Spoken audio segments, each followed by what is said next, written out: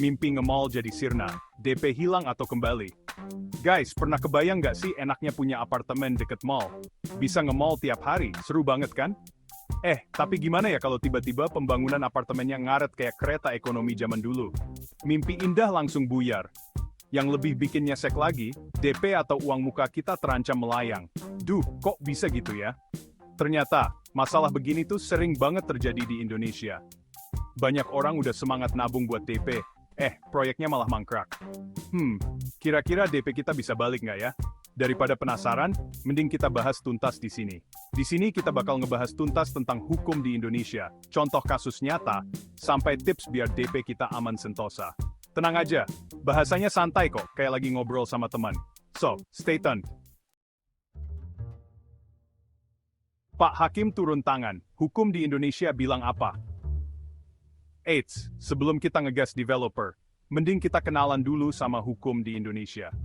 Nah, masalah DP properti ini diatur dalam beberapa peraturan seperti Undang-Undang Nomor 8 Tahun 1999 tentang Perlindungan Konsumen dan Undang-Undang Nomor 20 Tahun 2011 tentang Rumah Susun. Intinya, hukum di Indonesia melindungi kita sebagai konsumen loh.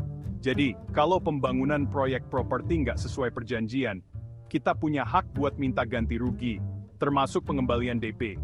Tapi ada syaratnya guys. Nggak bisa sembarangan minta balik gitu aja.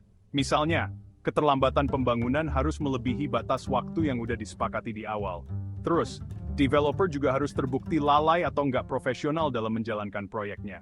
Nah, kalau udah begini, kita bisa bawa kasusnya ke ranah hukum.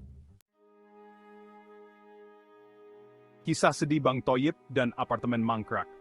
Di Indonesia, kasus proyek properti mangkrak udah kayak sinetron guys. Nggak ada habisnya. Salah satu contoh kasus yang cukup mengebohkan adalah kasus apartemen mangkrak di daerah X.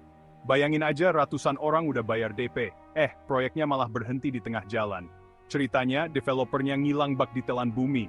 Persis kayak Bang Thoyib. Udah gitu, ternyata izin pembangunannya juga bermasalah. Duh, kacau banget kan? Para konsumen pun gigit jari deh.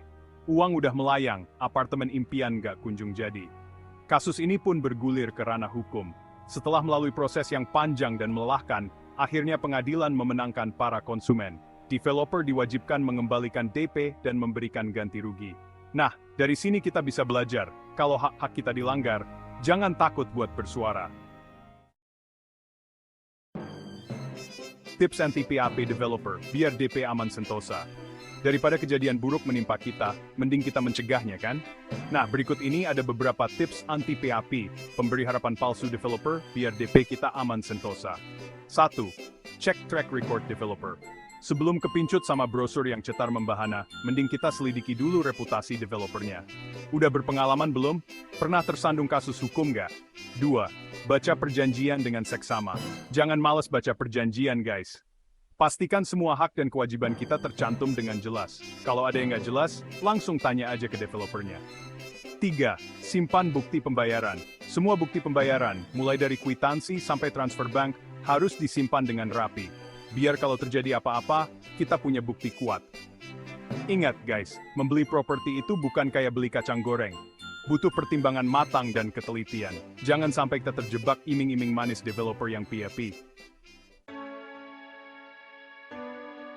DP kembali ke dompet. Mungkinkah itu terjadi? Pertanyaan selanjutnya, apakah DP kita bisa kembali utuh 100%? Jawabannya bisa, tapi ada syarat dan ketentuannya guys. Biasanya pengembalian DP akan diatur dalam perjanjian jual beli. Misalnya, developer one prestasi atau enggak memenuhi kewajibannya sesuai perjanjian, kita berhak minta DP dikembalikan. Atau, kalau kita membatalkan pembelian karena alasan tertentu yang dibenarkan dalam perjanjian, DP juga bisa kembali ke dompet kita. Namun, ada juga kasus di mana DP hangus. Misalnya, karena kita membatalkan pembelian secara sepihak tanpa alasan yang jelas.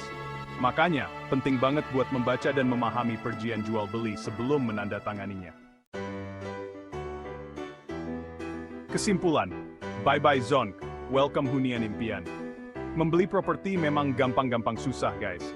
Tapi, bukan berarti kita harus takut atau ragu. Dengan pengetahuan yang cukup dan ketelitian, kita bisa meminimalisir risiko dan mewujudkan hunian impian.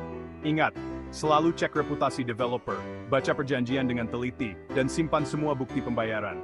Jangan lupa juga untuk aktif mencari informasi dan bertanya kepada ahlinya. So bye-bye Zon, welcome hunian impian.